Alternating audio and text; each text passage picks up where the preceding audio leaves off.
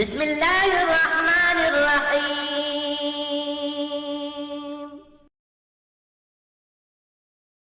শুভ সন্ধ্যা doctor Naik. আজকের সন্ধ্যায় আপনার কাছে আমার প্রশ্ন হলো, ইসলামের প্রতি যথাযথ সম্মান রেখেই বলছি। আপনি বললেন যে মূর্তি পূজা করা ইসলামের সবচেয়ে বড় পাপ এবং আল্লাহ মূর্তি পূজাকে এ কারণে ক্ষমা করবেন না। ইসলাম ছাড়া অন্য ধর্মের পরিবারে জন্মগ্রহণ করা মানুষের কি হবে? উদাহরণস্বরূপ ভারত, এখানে অধিকাংশ মানুষ হিন্দু এবং সারা জীবনেও তারা ইসলাম সম্পর্কে নাও জানতে পারে অথবা কেউ তাদেরকে এ ব্যাপারে নাও শেখাতে পারে। এসব মানুষের দোষ কি? তারা কি কখনো জান্নাতে যাবে না? আল্লাহ কি এই মানুষদের জান্নাতে প্রবেশ করতে দেবেন না? তাদের দোষ কি যদি জন্মের পর থেকে তাদেরকে যা শেখানো হচ্ছে তা বিশ্বাস করে? তাদের উপর কি আল্লাহর কোনো দয়া নেই? আপনাকে ধন্যবাদ। বোন, খুব ভালো প্রশ্ন করেছেন, খুবই যৌক্তিক প্রশ্ন। অমুসলিম পরিবারে জন্মগ্রহণকারী মানুষদের ব্যাপার কি, আর তাদের পিতামাতা মূর্তি পূজা করছে, তো দোষটা কার? আল্লাহ কেন তাদের শাস্তি দেবেন? খুবই ভালো প্রশ্ন। এই কারণে আমাদের প্রিয় নবী মুহাম্মদ সাল্লাল্লাহু আলাইহি সাল্লাম বলেছেন, প্রতিটা শিশু দিনুল ফিতরের উপর জন্মগ্রহণ করে, প্রতিটি শিশু মুসলিম হিসেবে জন্মগ্রহণ করে। হোক তার জন্ম ইহুদি পরিবারে, খ্রিস্টান পরিবারে, হিন্দু পরিবারে অথবা মুসলিম পরিবারে, সে মুসলিম হয়ে জন্ম নেয়। আগে আমি বলেছি, মুসলিমের সংজ্ঞা হচ্ছে যে ব্যক্তি নিজের ইচ্ছাকে আল্লাহর কাছে সমর্পণ করে। তাই প্রত্যেকটা শিশু জন্মের সময় তার ইচ্ছাকে আল্লাহর কাছে সমর্পণ করে, পরে প্রভাবিত হয় বয়োজ্যেষ্ঠদের দ্বারা, পিতামাতার দ্বারা, শিক্ষকদের দ্বারা, তারপর মূর্তি পূজা শুরু করে, অগ্নি পূজা শুরু করে, ভ্রান্ত পথে চলে যায়। এ কারণে যখনই কোনো অমুসলিম ইসলাম গ্রহণ করে, তখন তার জন্য সঠিক শব্দটা হচ্ছে রিভার্ট, কনভার্ট না। কনভার্ট মানে এক ধর্মবিশ্বাস থেকে অন্য ধর্মবিশ্বাসে যাওয়া। রিভার্ট মানে কেউ সঠিক পথে ছিল, ভ্রান্ত পথে গিয়েছিল, আবার সঠিক পথে ফিরে এসেছে। তাই যথার্থ শব্দটা হচ্ছে রিভার্ট। আপনার প্রশ্নের দিকে আসি, যদি কোনো শিশু অমুসলিম পরিবারে জন্ম নেয়, আল্লাহ কিভাবে তাকে শাস্তি দিতে পারেন? এই কারণে কোনো শিশু অমুসলিম পরিবারে জন্ম নিয়ে বালেগ হওয়ার আগে যদি সে মারা যায়, সে জান্নাতে যাবে ইনশাল্লাহ। কেন? কারণ প্রত্যেক শিশুই তার ইচ্ছাকে আল্লাহর কাছে সমর্পণ করে। সে মুসলিম, তার হিন্দু অথবা খ্রিস্টান যে কোনো নাম হতে পারে, জন, রাম, এতে কোনো সমস্যা নেই। কিন্তু যদি শিশু বলে গণ্য হয় আর যদি সে অবস্থায় মারা যায়, তাহলে জান্নাতে যাবে, মুসলিম বা অমুসলিম যে পরিবারেই সে জন্মগ্রহণ করুক না কেন। পরবর্তীতে যখন সে বড় হয়ে ওঠে এবং বালেগ হয়, তখন সে দায়ী হয় তার নিজের কাজের জন্য। এ কারণে যদি কোনো শিশু অপরাধ করে, কোর্টে তাকে ছাড় দেয়, তবে যখন বালেগ হয় সে বলতে পারে না যে বাবা শিখিয়েছে তাই আমি এখন চুরি করছি।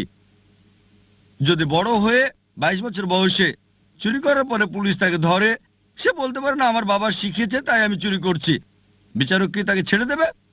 যদি 5 বছর বয়স হয়, বিচারক বলতে পারেন ঠিক আছে, সে শিশু, তার জ্ঞান বুদ্ধি হয়নি। কিন্তু যখন প্রাপ্তবয়স্ক হয়, তখন যদি বিচারককে সে বলে আমি চুরি করছি কারণ আমার বাবা শিখিয়েছে, তাকে ক্ষমা করা হবে না। প্রত্যেক ব্যক্তি তার কর্মের জন্য দায়ী। যখন কেউ প্রাপ্তবয়স্ক হয়, তখন তার দায়িত্ব হচ্ছে সত্য অন্বেষণ করা। আমাদের মুসলিমদের দায়িত্ব অমুসলিমের কাছে বাণী পৌঁছানো।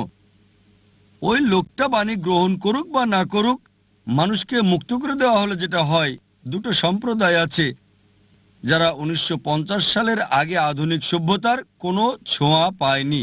একটা হলো কাপাউকি সম্প্রদায়, অন্যটা অ্যাস্টোরিয়ান অ্যাবরিজিনস।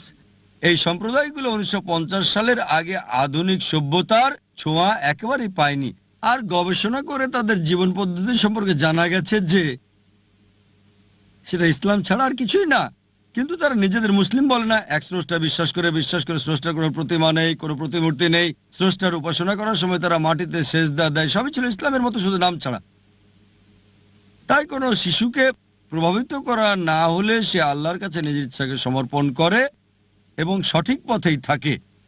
প্রাপ্তবয়স্ক হওয়ার পরে আমাদের মুসলিমদের দায়িত্ব হচ্ছে ইসলামের বাণী অমুসলিমদের কাছে পৌঁছানো। যদি আমরা না পৌঁছাই, আল্লাহ আমাদের হিসাব নেবেন, তিনি আমাদের হিসাব নেবেন। কিন্তু আমরা আমাদের কাজ করি বা না করি, আমরা দায়ী হব। কিন্তু কোরআনে আল্লাহ বলেন, সূরা ফুসিলাত অধ্যায় নম্বর 41 আয়াত নম্বর 53, سنريهم آياتنا في الآفاق وفي أنفسهم حتى يتبين أنه الحق। আমি তোমাদেরকে আমার নিদর্শনাবলী দেখাবো দূর দিগন্তে আর তাদের নিজেদের মধ্যেও, যতক্ষণ না তাদের কাছে স্পষ্ট হয় এটাই সত্য। আল্লাহ নিজেই দায়িত্ব নিয়েছেন যে তিনি নিজেই প্রত্যেক মানুষের কাছে সরাসরি বাণী পৌঁছে দেবেন। যদি কোনো মুসলিম তার কাজ নাও করে, সে ভালো বা মন্দ যায় উদাহরণ দেখ, আল্লাহ প্রত্যেকটা মানুষের অন্তরে উদয় করবেন, হোক মুসলিম বা অমুসলিম, সত্য সম্পর্কে, এক স্রষ্টা সম্পর্কে। তাই একবার বাণী পৌঁছার পর ওই মানুষটা মানতেও পারে, নাও মানতে পারে। এটা ভেবেও মানতে পারে যে আমি যদি ইসলাম গ্রহণ করি আমার পছন্দনীয় বিষয়গুলো বর্জন করতে হবে, অ্যালকোহল বাদ দিতে হবে, ডেটিং ডান্সিং বাদ দিতে হবে এবং অন্যান্য বিষয় যেগুলো হারাম, ওই বাণী গ্রহণ নাও করতে পারে, তখন সে দায়ী হবে। একইভাবে বাবা যদি ভুল কিছু শেখায়, চুরি করা, এটা বোঝা আপনার দায়িত্ব যে চুরি করা হারাম, এটা পাপ, এটা ভুল কাজ। সে বিচারকের কাছে গিয়ে বলতে পারে না যে আমার বাবা শিখিয়েছে তাই আমি চুরি করি। একইভাবে আল্লাহ তার বাণী সরাসরি পৌঁছাচ্ছেন প্রত্যেকটা মানুষের অন্তরে, হক সম্পর্কে, স্রষ্টার একত্ব সম্পর্কে, যে মূর্তি পূজা নিষিদ্ধ। তবুও যদি সে ক্ষান্ত না হয় তখন সেটাই হবে বিচার দিবসে। এ কারণে আল্লাহ বলেন কোন অমুসলিমই আল্লাহর বিচার সম্পর্কে আপত্তি করবে না, কারণ অঙ্গ প্রত্যঙ্গ আপনার সম্পর্কে সাক্ষী দেবে, আপনার চোখ হাত আপনার ব্যাপারে কথা বলবে। তাই বিচার দিবসে এমনকি যদিও ওই মানুষকে জাহান্নামে দেওয়া হয় তবুও তারা আল্লাহ সুবহানাহু ওয়া তাআলার বিচার সম্পর্কে আপত্তি করবে না। তারা বলবে দয়া করে আমাদের আরেকটা সুযোগ দেন। আল্লাহ বলবেন আর সময় নেই, দুনিয়াতে তোমাদের অনেক সুযোগ দেওয়া হয়েছিল আর এখানে একবারই বাঁচবে। তাই বিচার দিবসে কোনো মানুষই, কোনো অমুসলিমই যদি তাকে জাহান্নামে দেওয়া হয় তবুও সে আল্লাহর বিচার সম্পর্কে আপত্তি করবে না। সে শুধুই বলবে দয়া করে ক্ষমা করেন, কিন্তু সেটা হবে না। এই পৃথিবীতে যা আছে, আল্লাহ বলেন সূরা মুলক অধ্যায় নম্বর 67 আয়াত নম্বর 2, এই পৃথিবী আখিরাতের জন্য পরীক্ষা। আশা করি উত্তরটা পেয়েছেন। Please subscribe my channel Islamic Video Al Hadith.